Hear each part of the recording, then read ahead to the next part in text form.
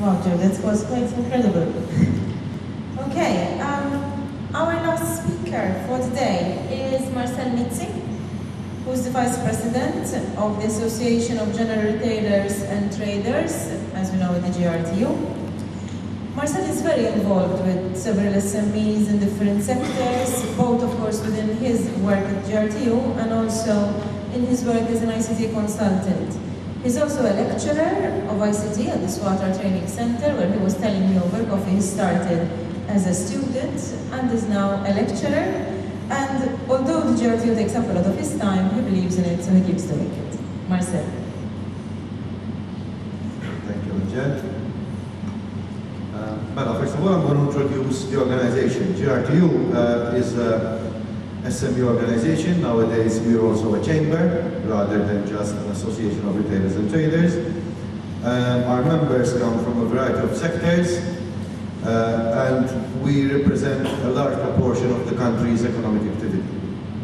We're in constant contact with our members through meetings and various modes of communication. We have a very, very active website, for example, and we also represent them on the Malta Council for Social and Economic Development, and also UAPMI and Eurocommerce in Brussels, where we are very active. Our mission has always been to ensure that we disseminate information as much as possible, and that our members are aware of the opportunities that exist today. That's the advert bit. Now, a bit about innovation. A bit of statistics to start with. We are still considered in the catching up group here in Malta. We still lag behind in the EU27. That is reality, unfortunately.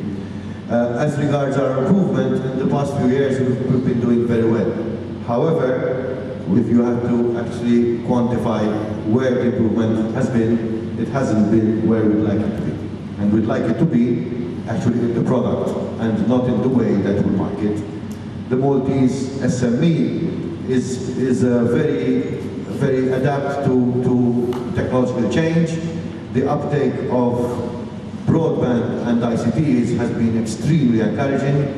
Nowadays, practically everyone uses ICT in their business, and from my work I can tell you I'm surprised sometimes, because even very small companies tend to spend a lot of money on ICT. However, I doubt it, and we don't see much innovation going into the products that our SMEs are getting themselves involved in.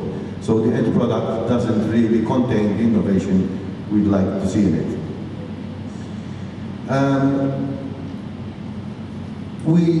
We also really like to see things like, for example, the e-commerce initiative, which was launched last year and was very successful in my opinion. This initiative included 12,000 euros in tax credits, which were given to SMEs who made a website, an e-commerce website. Basically, the rule was that you'd have to have money changing hands online. The initiative was quite a success, and we'd like to see more of it. The fact that the participants in this initiative came from different sectors, varied sectors, was very encouraging. Also of note was the ERDF schemes, which were launched through Malta Enterprise, and again many businesses participated, and the results are bearing fruit. The issue that remains seems to lie from creating new innovative ideas as part of the product, rather than the tools that we use to market our product. But what's holding back our SMEs from truly innovating? From our experience, it seems that the problem is education. The existing SMEs, the SMEs that are employing people now today, most of them have been in business for quite some time, sometimes most of the time lack the education that gives them the confidence to innovate what I would call research innovation, rather than just take somebody else's innovation and sell it. Many resort to reinvesting their profits along traditional lines. You know, I mean, like everywhere else, I suppose. It's easy to simply open more outlets or increase your product line, but not really invest in innovation. It's also safer. I found a definition here. Innovation involves opportunity identification, ideation or invention to development, prototyping, production, marketing, and finally sales.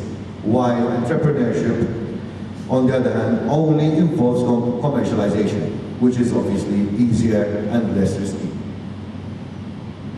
To encourage more innovation, what should we do? What should we do to encourage more innovation? First of all, you have to ensure that the environment is right for doing business in the first place. We always criticize the government, and as we believe that the government has a very important role in this aspect. I wish the permanent secretary was still here, because she would hear my complaints. We make regular business surveys with our members. We just published one recently. And we see from these surveys that the most common complaint is bureaucracy. I've been, with my organization and myself, we do a lot of work in Brussels, and we know that this is not a phenomenon that exists just in Malta, but it's everywhere. And no matter how much we talk about it, nothing much seems to change. And the complaint, every year we make surveys, and every year it's the top comment that we get. We must strive to maximize the impact of every euro that is spent, that is coming from aid. Unless we do that, we will ultimately keep talking forever. Rules and procedures should be simplified to encourage companies to participate in research and innovation framework programs. To even consider innovation, the SME has to be confident that bureaucracy will not hinder his progress. Take, for example, the DAF schemes, the DAF training schemes for our foreign guests here. These were schemes launched by the ETC, where you can apply for training and you get paid, if I'm not mistaken, 70% of the funds.